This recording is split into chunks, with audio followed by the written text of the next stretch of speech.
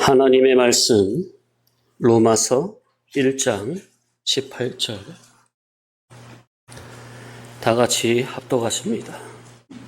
하나님의 진노가 불의로 진리를 막는 사람들의 모든 경건하지 않음과 불의에 대하여 하늘로부터 나타나나니. 자, 오늘 하나님의 진노가 하늘로부터 나타나나니 세 번째 시간입니다. 자, 불경건이 뭐냐? 주님과 인격적으로 결합되지 않은 모든 심사와 언행입니다. 불의는 뭐냐? 하나님께서 인간의 유일한 의유, 구원자로 제시해 주신 그리스도에게서 떨어져 나간 모든 것이 불의요, 의와 진리 대신 그리스도께로 가는 것을 막는 모든 행위가 다 불의라. 자, 그러니 경건이나 의나 전부는 누가 기준입니까? 네, 그리스도. 그리스도에게서 떨어져 나간 모든 것이 다 불경건이요 불의라. 이 불경건과 불의에 대해서 하나님의 진노가 하늘로부터 나타납니다. 예수님 당시 유대인들은 율법 하나님의 말씀을 가지고 하나님 앞에서 불의를 행했습니다. 율법의 역할은 인간 자기라는 자기는 율법을 도무지 지킬 수 없는 죄인임을 깨닫게 하고, 이 죄에서 나를 구원하실 분은 누구냐 찾게 하여 결국 그리스도께로 인도하는 몽학 선생의 역할인데, 그리스도께로 인도해야 할 율법을 가지고 유대인들은 그리스도께로 가는 길을 막고 있던 것입니다. 그러니 유대인들은 율법 하나님의 말씀을 가지고 그리스도께로 가는 길을 막는 하나님 앞에서 가장 큰 불의를 행했던 겁니다. 성경에 기록된 이 역사는 계시로 오늘날도 그대로 재현되고 있으니, 오늘날 교회당 안에서 벌어지고 있는 불의는 뭐냐? 성경 하나님의 말씀을 잘 깨우쳐서 예수 그리스도께로 향하게 해야 할 성도들의 마음을 다른 복음, 거짓된 복음을 가르침으로 성도들의 지각을 우둔하게 하여 예수 그리스도를 찾지 못하게 하고 발견치 못하게 하고, 그래서 그리스도께로 못 나아가게 하고, 인간 행위의 종교적 의행으로 죄인 스스로 의이신 하나님 앞으로 나아갈 수 있을 것처럼 가르치는 모든 거짓된 가르침이 바로 성경을 가지고 벌이는 가장 큰 불이라는 것을 깨달아야 할 것입니다.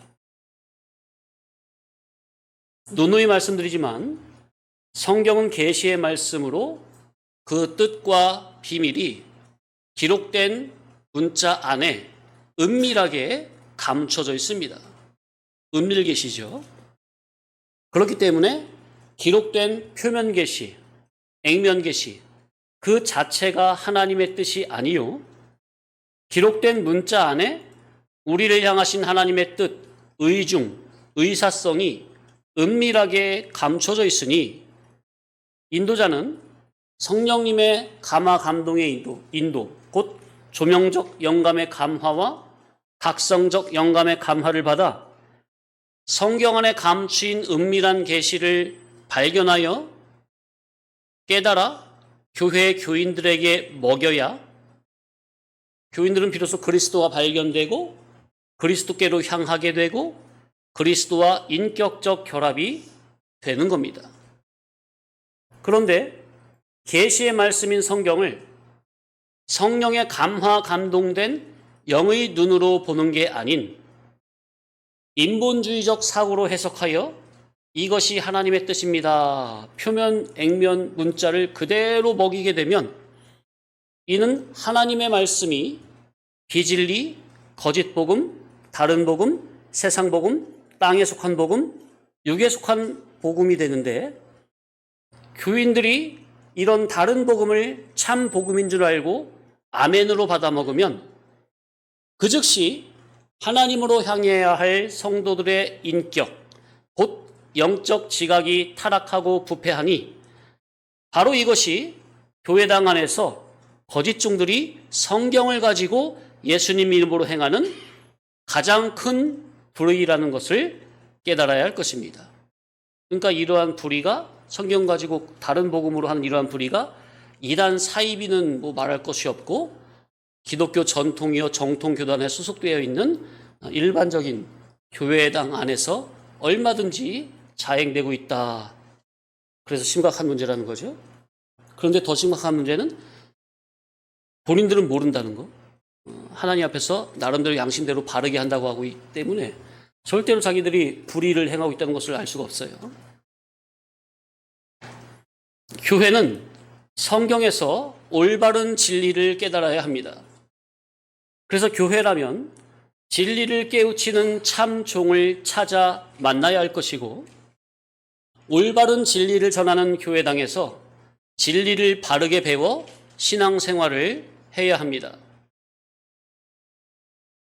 신앙생활을 아무리 바르게 열심히 하려고 해도 바른 진리를 모르면 하나님 앞에 의가 되는 신앙생활은 절대로 불가능입니다.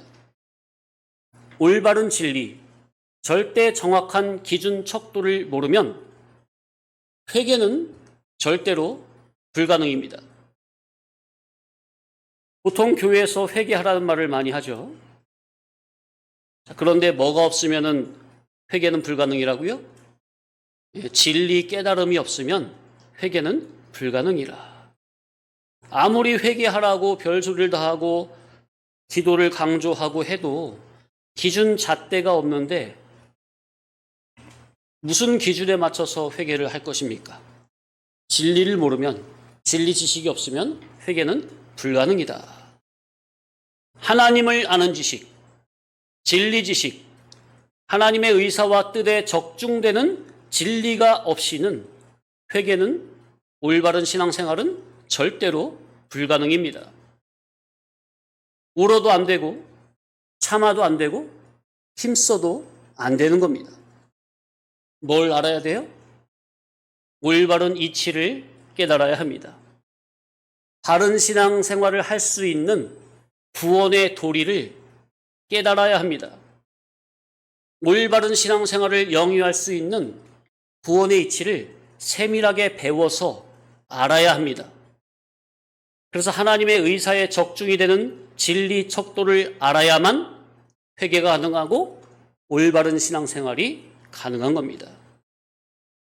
그렇지 않으면 울어도 가슴을 쳐도 통곡을 해도 나름대로 회개를 한다 해도 하나님 앞에서 진정한 회개는 안 되는 겁니다. 나는 과연 올바른 회개를 하고 있는가? 나는 과연 바른 진리를 깨닫고 있는가? 스스로 점검해야 할 것입니다. 하나님의 뜻에 적중되는 옳은 진리를 알아야 하나님의 뜻을 바로 붙잡을 수가 있습니다. 옳은 기준과 잣대와 척도를 알아야 그걸 기준해서 자기를 비추어 잘못된 길을 가던 향방을 하나님 앞으로 바로잡을 수가 있습니다. 그러니 옳은 것을 알아야 정신, 사상, 마음, 양심, 생각을 하나님 앞에 바로 놓을 수 있는 겁니다. 오직 진리가 있어야 가능합니다. 진리를 알아야 합니다. 그래서 교회에서는 진리를 깨달아야 합니다. 진리를 깨닫게 하는 곳이 바로 교회입니다. 영세기 교회인데 결정적으로 교훈 가운데 진리 깨달음이 나오지 않는다면 천국을 실제적으로 누리고 다스리고 통치할 수 있는 구원의 이치와 도리가 세밀하게 나오지 않는다면 이는 이름만 교회일 뿐 실은 사탄의 회당임을 알아야 합니다. 이런 걸 모르면서 교회에서 충성 봉사 강조하고 예수님을 잘 믿으라고 해봐야 아무 소용 없는 겁니다. 생각을 해보세요. 예수님을 잘 믿으려면 잘 믿을 수 있는 이치를 알아야 됩니까? 하나님을 아는 바른 지식이 있어야죠. 하나님을 아는 올바른 지식을 알려줘야죠. 진리를 알아야 선생을 하고, 알아야 가르치고, 알아야 지시하고, 인도하고, 지도를 하죠. 진리가 없는데 뭘 가르칩니까? 진리를 모르는데 무엇을 가르칩니까? 진리를 모르고 없는데 도대체 뭘 가르치고 어떻게 목양이 됩니까?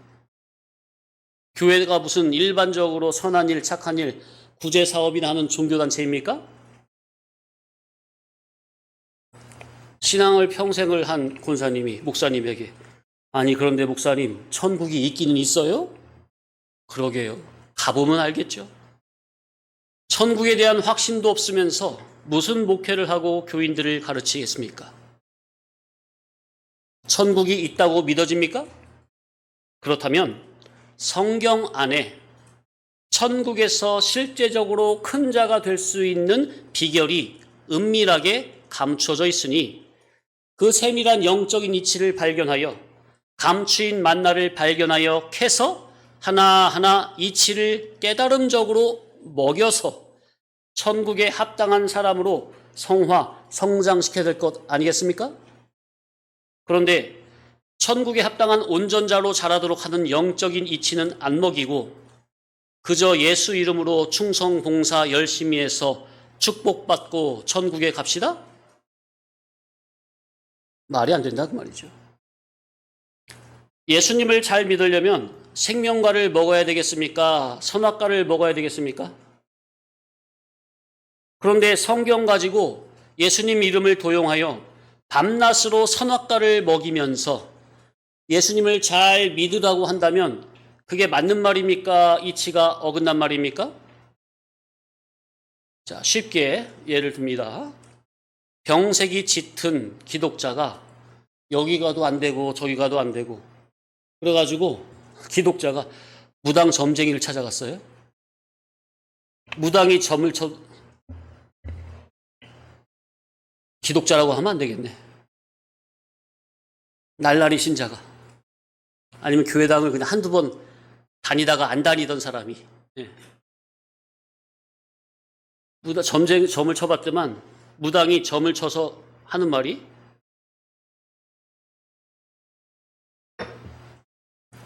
성경을 그 사람이 가지고 있는 성경을 뒤로 확 던지면서 하는 말이 예수 믿을 병이구만. 예수 믿어야 나. 그랬습니다. 자, 그랬다면 어떻습니까? 과연 신내림 받은 무당이 분명합니까? 네? 신내림 안 받으면 그런 점괘를 못 내죠. 무당이 무슨 예수 믿으라고 하겠어요? 그런데 예수 믿을 병이구만.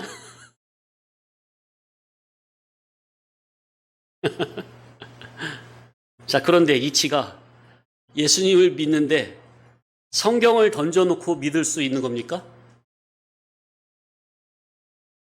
성경을 통해서 예수님을 믿어야 합니까? 자, 그러니 성경을 뒤로 던져놓고 예수님을 믿는다는 것이 이치가 맞는 겁니까? 틀린 겁니까? 틀린 겁니까? 분명하죠? 그런데 가만 보면 오늘날 기독자들이 성경을 덮어놓고 예수님을 믿으려고 하는 자들이 부지기수라. 성경을 던져놓고 덮어놓고 예수님을 어떻게 믿습니까? 말이 안 되는 거잖아요. 그런데 교훈을 들어보거나 기독자들 대화를 가만히 들어보면 예수님을 잘 믿으면 부자 되고 성공한다는 먹음직, 보암직, 탐스럼직한 선악과를 거짓된 교훈으로 먹이면서 예수님을 잘 믿으라고 하면 그게 성경을 덮어놓고 성경을 던져놓고 예수님을 잘 믿으라는 소리와 뭐가 다릅니까? 이해되세요? 성경을 덮어놓고 예수님을 잘 믿을 수 없듯이 성경을 육신의 생각으로 해석하면서 예수님을 잘 믿을 수는 없는 노릇입니다. 맞습니까? 그런데 거짓된 교훈, 다른 복음을 들으면서도 예수님이 잘 믿어진다고요? 오늘날 그러고 있는 교인들이 어디 한둘입니까? 그러니 예수 믿는 교인들을 보면 이치가 완전히 어그러져 버렸어요. 그런 교회 교인들이 한둘이 아니더라. 예수님을 육신의 생각으로 믿을 수 있습니까? 없습니다. 예수님을 세상 탐심을 가지고 믿을 수 있습니까? 없는 겁니다. 영이신 하나님을 육신의 생각으로 섬길 수 있습니까? 없는 겁니다. 그런데 가만 보면 이런 식으로 이치를 어그러뜨리고 믿는다고 하는 교회 교인들이 상당수라는 것. 다 이치가 어그러졌어요. 교회당에서 교훈으로 선악과를 먹이면 성도들의 인격은 다 망가지는 겁니다. 하나님의 말씀에 선악과를 먹으면 반드시 죽으리라. 예수 그리스도의 구속의 은혜로 영이 중생된 교회 교인들에게 교훈으로 지속적으로 선악과를 먹이면 중생된 영 자체가 죽는 일은 없지만 거짓된 교훈을 매번 아멘으로 받아먹으면 그의 인격은 즉시 망가지는 거고 그의 영적 성장성 역시 죽고 망하는 겁니다. 그런데 이것은 눈에 드러나 보이는 게 아니기 때문에 자타가 잘 못 느끼는 거죠.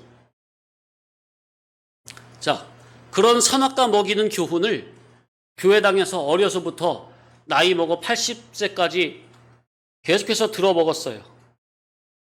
자, 그런데 그분이 80세 된 분이 말하는 걸 들어보면은 신앙생활 한다고 하는 그 신앙의 개념을 들어보면은 기도한다는 기도 제목의 내용을 들어보면 신앙 상담을 해주는 그 말의 대화를 가만히 들어보면은 말의 개념이, 기도의 개념이 하나부터 열까지 전부 다 육의 개념이에요.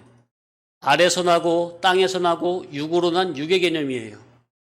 물과 성령으로 위로부터 진리 복음으로 거듭난 개념, 위에 속한 세 사람의 개념이 하나도 없습니다. 전부는 땅, 물질, 세상에 속한 거고 육에 속한 개념입니다. 그러니 수십 평생을 하나님을 믿었다고 하지만 그 교인의 인격이, 신앙 인격은 망가진 게 분명합니까? 평생을 신앙 사기 당한 게 분명한 겁니까? 그렇게 해서 죽으면 예수님의 핏국로로 천국의 턱걸이로 겨우 입국은 하겠지만 하나님 앞에서는 영원히 바보 천치가 아니겠습니까? 영의 눈으로 보면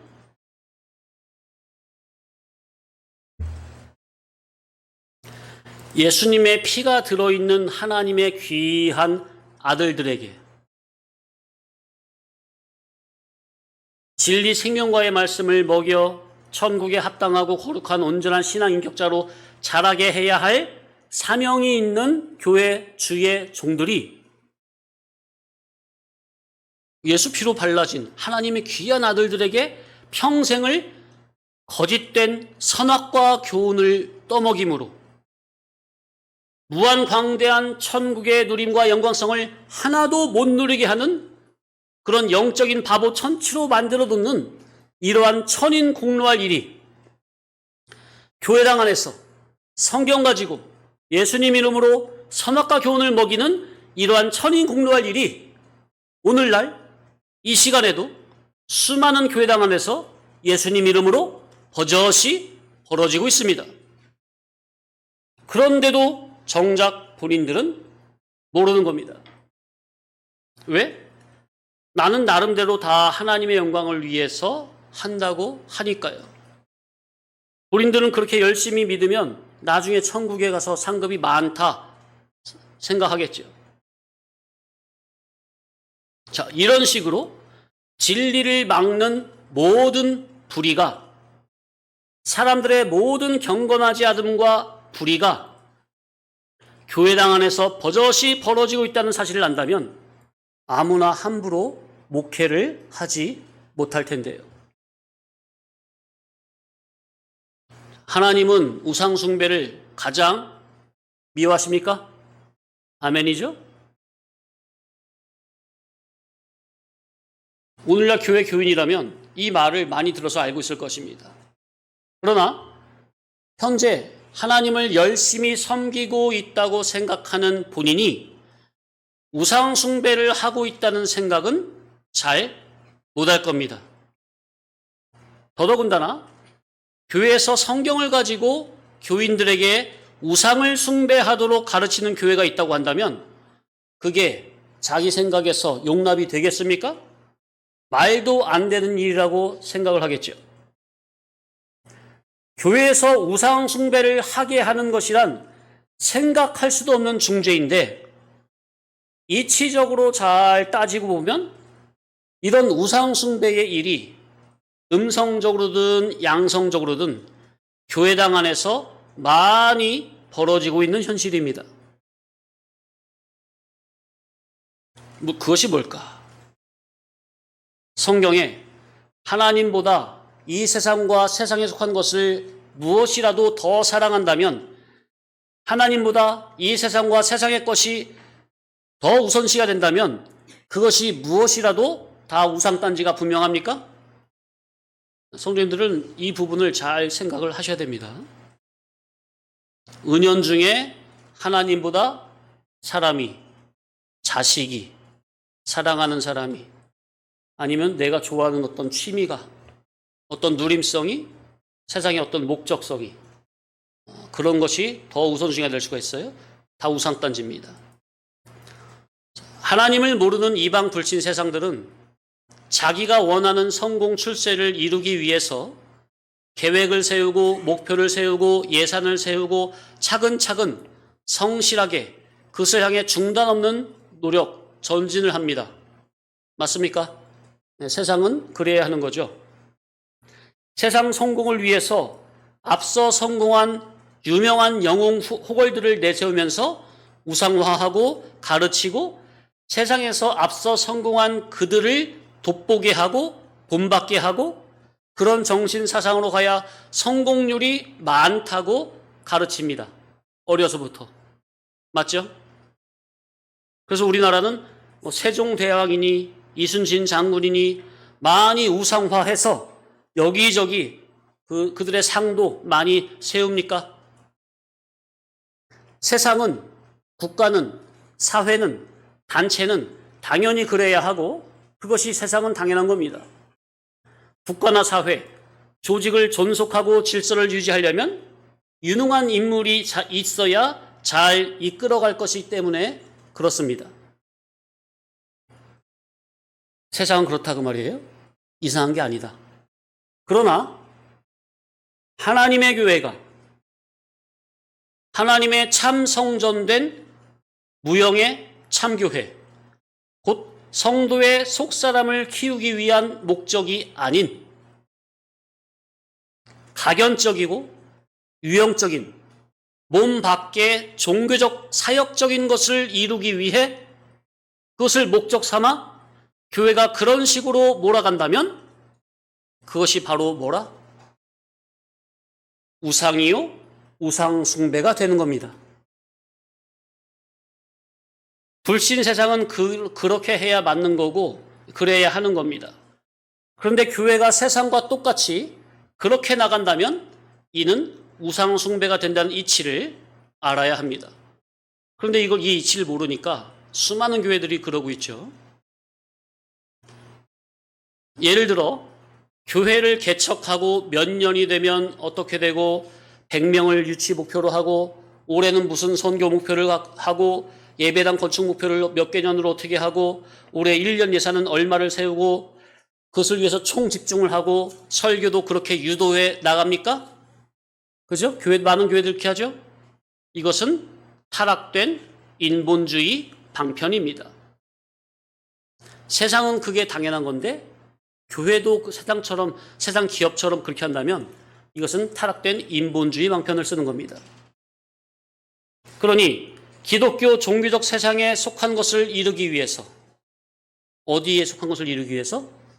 기독교 종교적 세상을 이루기 위해서 종교적 세상에 속한 목적을 정해놓고, 그러니까 기독교회 안에서 목적을 정해놓는 거예요. 종교적인 목적. 그 목적 달성을 위해서 예산을 얼마 목표로 세우고 그걸 이루기 위해서 힘써 기도하라 하고 또 그걸 이루기 위해서 성경에서 비슷한 성경 구절을 끄집어 와서 설교로 교인들의 마음을 감동시키고 그렇게 이끌어 갑니까? 그게 다 뭐라고요? 타락된 인본주의 방편이라. 따라합시다. 타락된 인본주의 방편. 그런데 대부분의 교회들이 이 방편을 쓴다 그 말이에요. 이 세상이든 기독교 안에 종교적 세상이든 눈에 보이는 각연적, 유형적인 그 무엇을 크게 이루어서 하나님께 한번 영광을 올려드리자 하는 것은, 그렇게 하면서 거기다 성령의 불을 막 강조합니까? 이것은 성령의 불이 아닌 다른 불을 붙이는 겁니다. 정말 중요한 이치를 말씀드렸어요. 영적으로 보면 교회 교인들에게 우상, 주상을 딱 세워놓고 그것을 이루기 위해서 우리 힘으로 안 되니까 성령 충만, 성령의 불을 받자 이렇게 가르치죠. 주장하죠. 이렇게 기도로 막 몰아가요. 이건 성령의 불이 아닌 어떤 불이라고요? 다른 불을 붙이는 거라. 자, 성령님은, 성령의 불은 그 목적이 어디에 있겠습니까? 몸 안에 있겠어요? 몸 밖에 있겠어요? 성령님의 역사는 몸 밖의 사역을 크게 성공적으로 잘 이룸에 그 목적이 있겠습니까? 아니면 사람의 인격 자체에 있겠습니까? 그 사람의 인격 자체에 있다니까요. 성령님은 인격적인 분이기 때문에.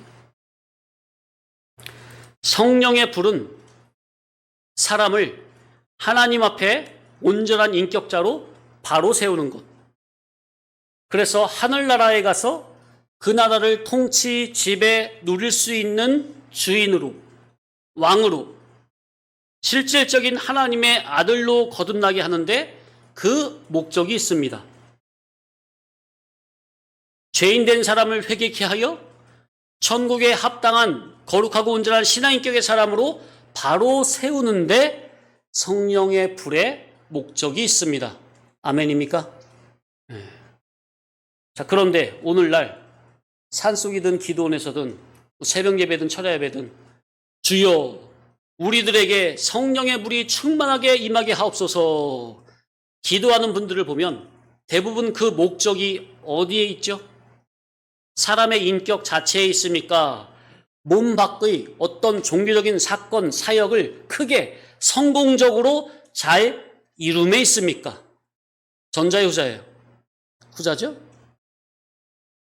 예수님 이름으로 세상에서든 기독교 종교적 세상에서든 누가 보아도 눈에 보암직한 성공 출세를 바라며 그런 바람을 가지고 성령의 불이여 임하옵소서 간절히 기도한다면 그런 신앙의 질 자체가 성령의 불이 아닌 다른 불이 임한 상태라는 것을 알아야 합니다. 교회당 안에 그런 다른 불이 붙은 사람 많습니까? 과거에 많이 봐왔죠? 아직도 많습니까?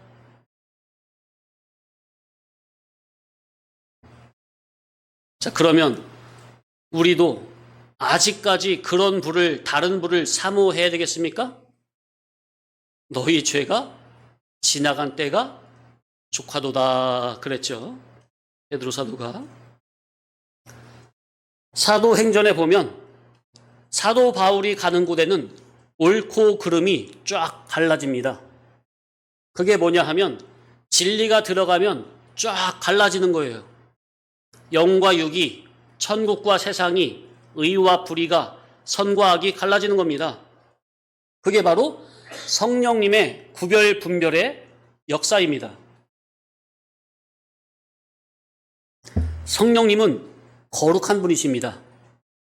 거룩이라는 의미 자체가 자체적 구별, 분별입니다. 거룩이라는 의미가 뜻이 뭐라고요? 자체적 구별, 분별. 왜냐하면 거룩은 속되고 가증한 세상 성과는 섞일 수가 없기 때문입니다. 자체적으로 구별, 분별. 그게 바로 거룩한 성령님의 역사입니다. 예수님의 말씀에도 진리가 들어가면, 한 집안 식구 중에 진리가 들어가면 시어머니와 며느리가 싸우고 아버지와 아들이 싸우고 딸과 어머니가 싸운다 했습니다. 그래서 한 집안 식구라도, 같이 신앙생활 하던 한 집안 식구라도 그 중에 진리를 깨달은 참 성도가 하나 생기면 그 진리 성도로 인해서 처음에는 가정에 불화가 생기게 됩니다. 왜? 육신의 생각은 하나님과 원수기 때문에, 영의 생각과 육신의 생각은 원수기 때문에, 육신에 속한 자들은 영에 속한 자들을 인정하는 질이 아니요, 오히려 대립, 마찰, 충돌을 일으키는 질이기 때문입니다. 그러니 하나님의 보좌에서 진리의 불이 강같이 흘러내려오는데 그 진리의 불이 이 세상 어디든 던져지면 그 불로 인해 불화가 생기는 것이 자연스러운 현상입니다. 비진리가 천지인 이 세상 가운데 참 진리가 들어가면 그렇습니다. 참 진리 성도는 진리를 아멘으로 받으려 하지만 거짓 교인들은 진리를 죽기보다 싫어합니다. 그래서 한 집안 식구 중에 원수가 생기는 거예요.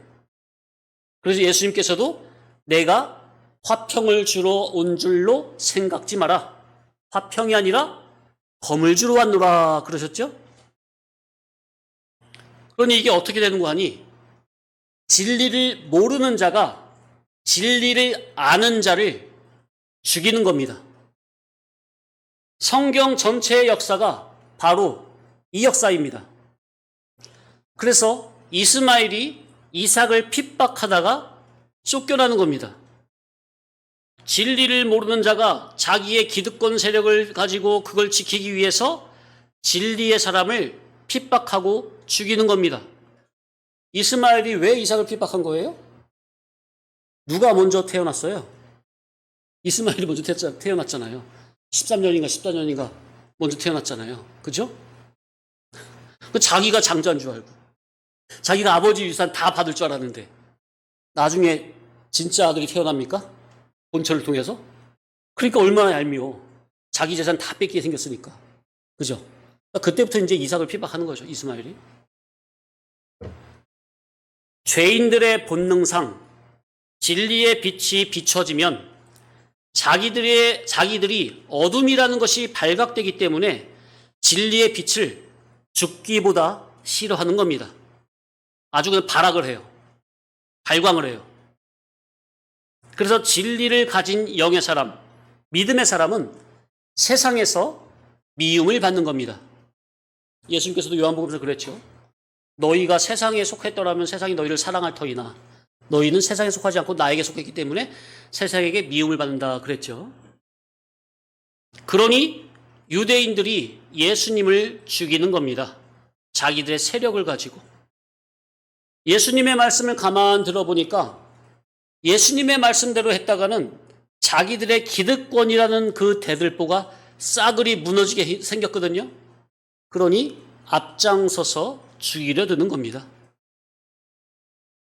누가복음 8장 26절 이하에도 보면요. 예수님이 거라사인의 땅에 들어가는데 거기서 이제 귀신 들린 사람이 한 사람이 나와요.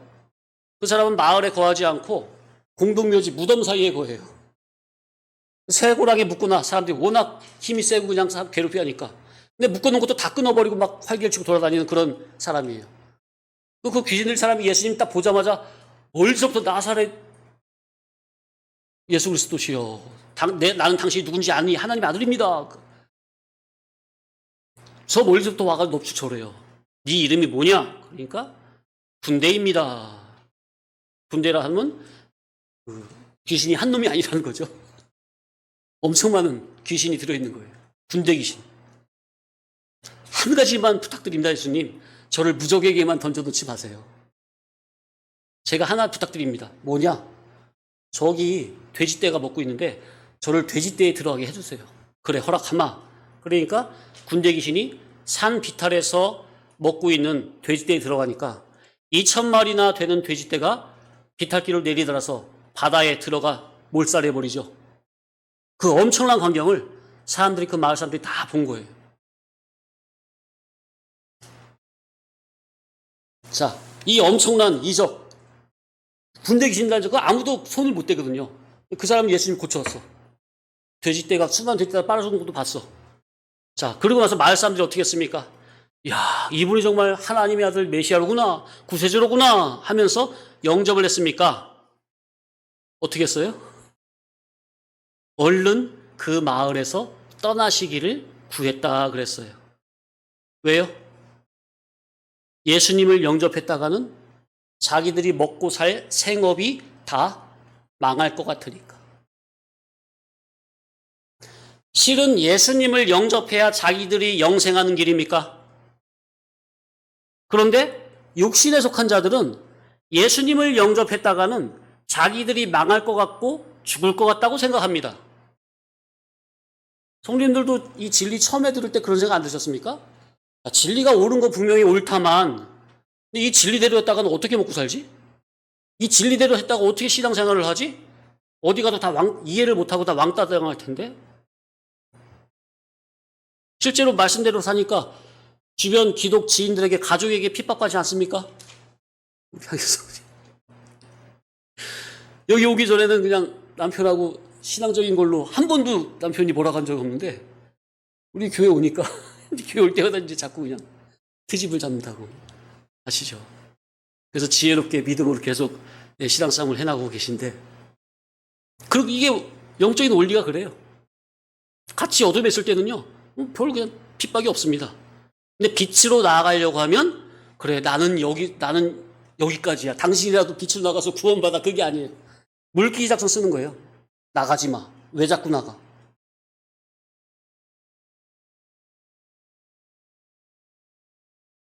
그러니 육신에 속한 자들은 자기들은 하나님을 안다고 하지만 모르는 것이고, 하나님을 믿는다 하지만 안 믿는 것이고, 예수님이 자기의 구세주라 하지만 자기 속의 실제적인 주인과 왕은 예수님이 아니라 바로 자기, 옛사람이 왕이요 육적 자아가 주인이라는 반증입니다. 구약의 이스라엘 초대 왕 사울은 육에 속한 자죠. 사울도 처음에는 성령으로 시작했습니다. 그런데 얼마 지 않아 하나님께 버림받고 저주받아 악신이 임했죠. 이 육에 속한 자가 왕 노릇을 하니까 어떻게 됩니까? 영에 속한 사람을 핍박하고 죽이려고 합니까? 그죠? 이게 원리예요, 원리. 사울이 성령이 떠나 악신이 들리니 진리가 충만한 다윗을 죽이려고 합니까? 그것뿐만이 아니라 다윗을 돕는 사람들은 제사장이고 뭐고 싹 다 죽여버립니까? 한 번에 다 죽여버립니까? 다윗 잠깐 도왔다고? 제사장부터 해가지고? 와.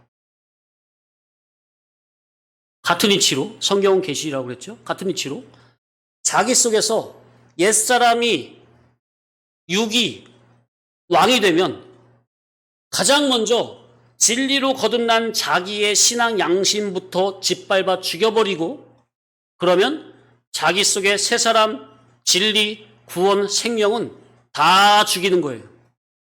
양심부터 시작해가지고 하나하나 다 죽여나가는 거예요. 옛사람이 왕이 되면. 그런데 외부로부터 자기 귀를 통해서 옳은 이치가 들려옵니까? 그래서 회개를 하면 다행인데, 옛사람이 여전히 주격으로 되어 있잖아요? 그럼 진리를 들었을 때 살아난 그 양심까지 다 죽인다고요. 옛사람이 질이 그래요. 원래가 하나님과 원수고 하나님의 법에 굴복지 아니할 뿐 아니라 굴복할 수도 없기 때문에. 옛사람은. 성도님들, 우리 속에 옛사람 2명이 있습니다. 날마다 부인하고 죽여야 됩니다. 절대로 옛사람이 힘쓰게 하면 안 돼요. 절대로. 정신 똑바로 차리셔야 돼요. 신앙생활 하시다가 어느 순간이 있어요. 옛사람이 아싸 이때다 기회다. 힘을 팍 얻는 기회가 있다고요. 언제? 성도님들이 어떠한 연유로 인해서든 목회자의 어떤 설교로 인해서든 목회자의 어떤 말이나 행동을 인해서든 질이나 그런 것을 인해서든 아니 성도와의 관계성을 인해서든 어떤 순간에든 탁 마음에서 뭔가 딱 자기 마음에 안 드네? 원망 불평이 딱 들어오잖아요? 그 순간 옛사람이 왕 노릇을 딱 해버립니다. 그때부터는 이 말씀 들어도요, 듣는 족족 옛사람을 키워버립니다. 조심하세요. 다 보이네. 네? 조심하세요. 한순간이에요. 그 옛사람 키우지 마세요. 그러면요, 하늘 무서운 줄 모르고 진리 말씀의 재판관의 자리에서 건들건들하게 됩니다. 하나님 무서운 줄 모르고 진리의 말씀의 권위도 무서운 줄 모르고 하나님의 사신 역사도 우습게 여기고 거들먹거리게 돼요. 옛사람이 살아있게 되면. 얼마 하지 않아 회초리 날아갑니다. 그래서 항상 하나님의 능하신 오른손 아래 겸손하라 말씀드리는 거예요. 자기 마음을 늘 살피세요. 다스리세요. 죄가 왕노릇하지 못하게 하세요. 그게요, 그 악한 영향력이요, 믿음 있는 사람은 상관이 없는데요, 믿음이 없잖아요. 믿음이 없는 사람들이 옆에 있잖아요. 그냥 들어가요. 그 영이. 그냥 유전이 돼요. 그래서 죄는 3, 4대까지라고 하는 거예요. 할아버지의 그런 죄가 있잖아요. 그게 자식에게, 손주에게 그대로 전해져요. 모르시겠어요? 철저하게 회개하셔야 돼요. 저는 그거를 정말 용납을 안 하는 거예요. 다 보면서. 우리 안에서, 우리 가족 안에서. 행여라도 부모를 통해서 그런 것이 자녀들에게 내려갈까. 성도님들도 이 면을 심각하게 생각하고 어찌하든지 내 자녀들에게는 조상들의 죄, 나 부모의 죄를 물려주면 안 되겠다. 그런 경각심을 가지고 자녀들 교육해야지. 그냥 뭐. 나중에 보세요. 감당이 되나. 그대로 내려가지. 여기서는 항상 구별 분별할 수 있는 이치는 나가고 있고요. 회개할 수 있는 교훈은 항상 나가고 있습니다. 근데 문제는 성도님들이 그 면에 대해서 심각하게 생각을 못 하시는 거예요.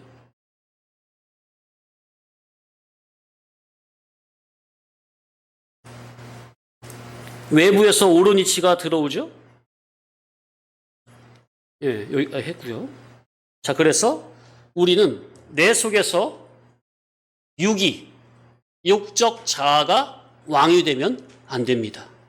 영이, 새 사람이 왕이 되어야 합니다. 그렇기 때문에 중생된 성도는 옳은 이치를 자꾸 받아들여야 합니다. 그래서 교회에서도 예배가 주일만 있는 게 아니라 수요예배, 구역예배, 기도 모임 자꾸 있는 거예요. 그렇지 않으면 자기 속에 선악과 먹은 성질이 들어있어서 가시덤불밭이 되는 것은 순식간입니다. 아주 정말 순식간이에요. 조금씩이라도 텃밭이라도 길러보시면 아시죠? 네? 농작물 가꾸는 거, 화초 가꾸는 거는 얼마나 지극정성이 들어가는지. 그러나 잡초가 나고 화초 죽이는 거는요, 아주 순식간이에요. 순식간. 신경 조금만 못 쓰면. 그래서 우리는 늘 우리 마음밭을 진리로 기경해야 합니다. 아멘. 읽어드립니다. 호세아 10장 12절. 너희가 자기를 위하여 공의를 심고 인애를 거두라. 너희가 누구를 위하여? 따라합시다. 자기를 위하여 공의를 심고 인애를 거두라. 따라하세요. 너희 묵은 땅을 기경하라. 예, 들으세요. 지금이 곧 여호와를 찾을 때니 마침내 여호와께서 오사 공의를 빛처럼 너희에게 내리시리라. 자기를 위하여 공의를 심고 인애를 거두래요. 묵은 땅을 기경하래요. 남을 위해서가 아니라 자기를 위해서. 자, 그래서 교회 안에서 벌어지는 우상숭배가 뭐냐? 오늘 말씀을 맺습니다. 내용은 더 있는데 여기서 마쳐야 될 것 같아요. 교회 안에서 벌어지는 우상숭배가 뭐냐? 성령의 불이 아닌 다른 불을 붙이는 게 뭐냐? 몸 밖에 무엇을 크게 이루어 하나님께 영광을 돌리자 하는 것은 성령의 불이 아닌 다른 불을 붙이는 겁니다. 그것이 바로 우상이요, 주상이요, 우상숭배인데 오늘날 대부분의 교회들이 이것이 우상숭배라는 것을 인식치 못하고 있습니다. 모르니까 자꾸만 계속해서 교인들의 마음속에 다른 불을 붙이는 거예요. 예배 시간에 교훈으로. 아마 이 시간에도 지금 계속 아마 다른 불 붙이는 교훈이 상당히 많을 거예요. 구약의 아론의 아들 나답과 아비후가 다른 불을 붙이다가 그 불에 삼킴이 돼서 불타 죽었습니까? 그게 무슨 뜻인지 모르니 그런 구절을 읽으면서도 여전히 그런 일을 자행하는 겁니다. 나답과 아비후가 뭐라고요? 제사장.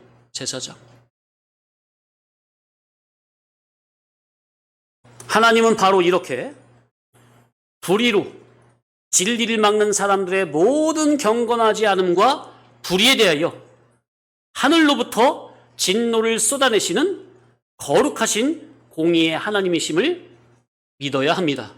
아멘. 그래서 오늘 본문 읽고 마칩니다. 로마서 1장 18절 시작. 하나님의 진노가 불의로 진리를 막는 사람들의 모든 경건하지 않음과 불의에 대하여 하늘로부터 나타나나니. 아멘.